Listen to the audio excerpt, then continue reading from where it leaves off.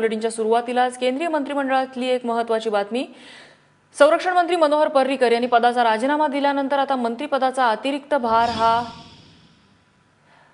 भार हा अर्थमंत्री अरुण जेटली यांच्याकडे स्वीकारण्यात आलेला आहे। राष्ट्रपतींनी सुद्धा पर्रिकर यांचा हा राजीनामा स्वीकारलेला आहे आणि आता या पदाची या विभागाची अतिरिक्त जबाबदारी जेटलींकडे असणार आहे। प्रशांत कदम आमचे प्रतिनिधी आपल्याला अधिक माहिती देतात। प्रशांत, यापूर्वी सुद्धा हा पदभार जेटलींकडेच होता। हो, नक्कीच नम्रता। आणि आज पर्रिकरांनी संरक्षण मंत्री पदाचा सकाळी राजीनामा दिल्यानंतर हे संरक्षण मंत्रीपद कुणाकडे जाणार याच्याबद्दलच्या चर्चा सुरू झालेल्या होत्या।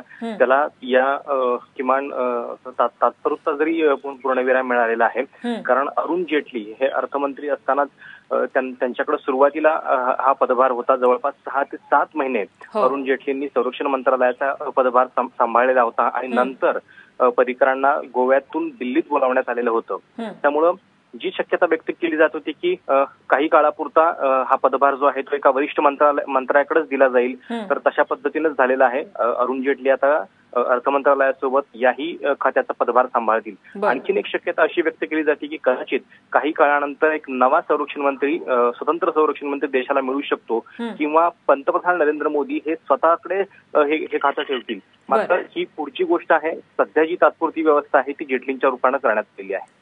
प्रशांत, अपडेट्स घेत राहू। तुर्तास धन्यवाद या माहितीबद्दल। त्यामुळे अरुण जेटली यांनी आपल्या पदाचा राजीनामा दिल्यानंतर राष्ट्रपतींनी तो स्वीकारलेला आहे आणि या खात्याची अतिरिक्त जबाबदारी आता अर्थमंत्री अरुण जेटली यांच्यावरती सोपवण्यात आली आहे।